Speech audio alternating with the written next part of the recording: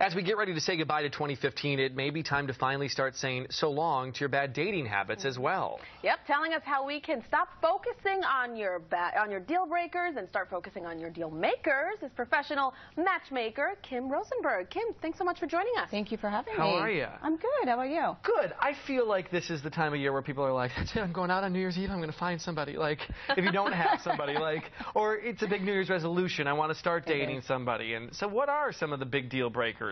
Well, in a recent survey, the #1 deal breaker for men is a woman that shows up to a date looking disheveled or sloppy. Really? Yeah. Okay, well, of course. I mean, you want to put your best valid... foot forward. I mean, right, who wants to show up to a date like that? And for men, the #1 deal breaker is, for women, the #1 deal breaker is a man that is lazy. But everybody agrees that somebody that is too needy is an absolute deal breaker. Right. Oh, yeah. No one likes a needy person. Well, yes, correct. I like to be needy every once in a while. You can be the needy person. exactly. Everybody does. Yeah. There's a time and a place, not a first date. Right.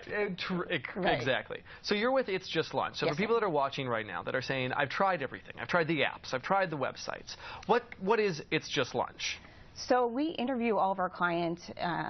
We're a completely offline matchmaking agency, so we really get to know our clients. So, a lot of people go on these first dates where they spend all the time getting ready and, getting on the metro and sitting in traffic for hours, and they show up to this date and they're well put together and they're sitting across from, somebody that they think it's a great opportunity to meet somebody. And then 5 to 10 minutes into it, they realize, gosh, this that I was speaking to online, or this isn't the person that I saw in a picture. So, we take all those questions out of it beforehand. We really get to know our clients beforehand, but, everybody that comes to us, whether in their 20s or their 70s, they're looking for a serious relationship. So this is just increasing the likelihood of finding someone that's your type that, you might be able to take it to the next level. Absolutely. Okay, not bad. And it's not a casual dating thing.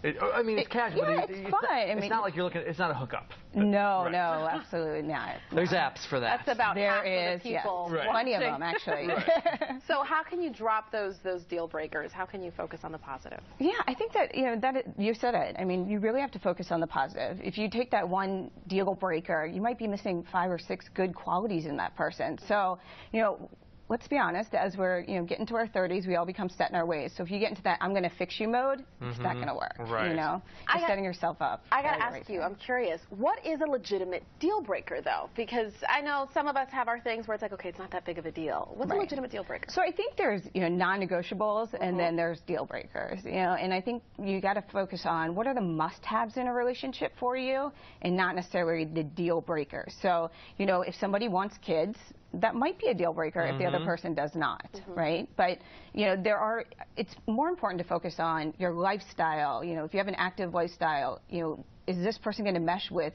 what your morals and values are moving forward, as opposed to do they not put their napkin on their lap every time they sit down, or something like that? To really focus on what the That's why you're still single. Yeah. Right, exactly. Yeah. Well, and back to the big ones. It's I've met plenty of girls that are like, oh well, he says he doesn't want kids, but maybe, Right. and then they go down this dating and they date, and it's like, no, he told you up front. And 5 years later, Right, when you're exactly. married, Exactly. He didn't want kids, and then that becomes so you need to get that out of the way in the beginning.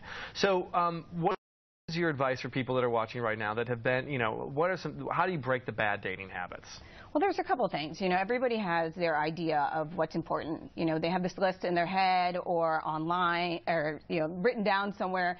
Somebody's not going to check every single checkbox on there, unfortunately. So throw away that list. Okay. Ooh, that's tough to do. It is tough to do. Also, I always love to tell my clients, push yourself outside of your comfort zone. If you're going to the same Starbucks every morning, going to the same gym, going to the same bars, the same restaurants, going to the same events with the same people, you're going to see the same people. Right. Unfortunately, they're not coming knocking on your door. And the greatest thing is that, everybody has something that's on their bucket list, or a hobby or an interest. So what I tell people is, why not join a new group, where you know that you're going to have something in common with these people already. Push yourself outside of that comfort zone. Go to someplace new. Right. I went on a real, legitimate blind date recently. Tell me about it. And it was great. Good. I was so nervous. Right. But it got me out of that comfort zone of like doing the same old, same old.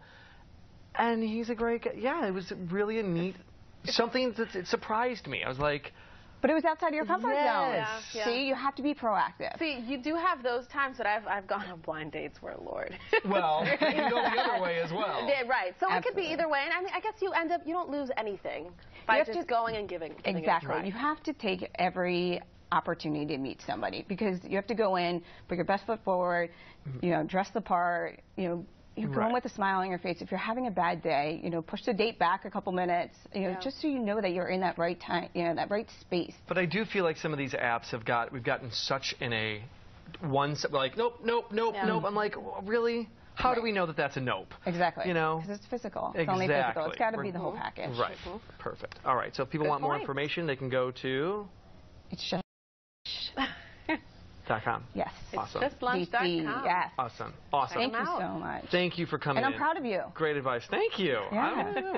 I was You're giving everyone so hope nervous. right now. Absolutely. I showed up at the bar 15 minutes early so I could have a cocktail. Hey, that's fine, right? That gets you to it. Just take the edge off a little bit.